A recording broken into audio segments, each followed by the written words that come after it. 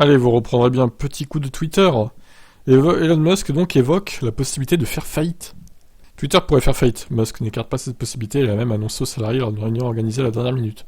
Après des démissions en masse, un avertissement des autorités et la fuite des annonceurs, Twitter est dans une mauvaise passe. Putain, en fait, je sais pas si c'est son but ou pas, mais il va réussir à couler Twitter. Hein. C'est terrible. Hein.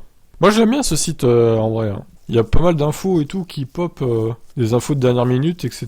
C'est sur Twitter qu'on les a, c'est pas ailleurs, en fait. Hein. J'aimerais pas qu'il disparaisse, ce site, ça me ferait mal. Ça serait un peu décevant.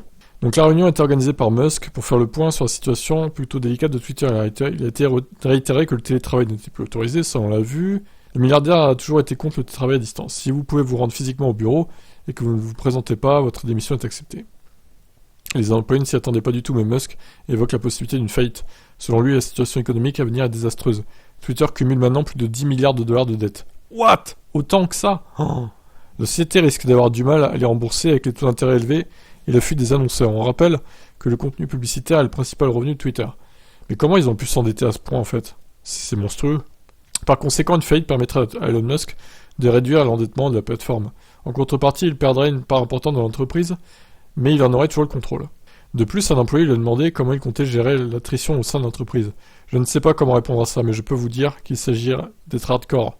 Un petit nombre de personnes exceptionnelles très motivées peuvent faire mieux qu'un groupe plus petit de personnes très performantes avec des motivations modérées. Si vous ne pouvez pas être performant, alors Twitter n'est pas pour vous.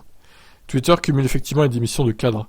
Deux des plus récentes et importantes sont celles de Yoel Roth, qui était responsable de la modération et de la sécurité, et de Robin Wheeler, qui était responsable des solutions clients.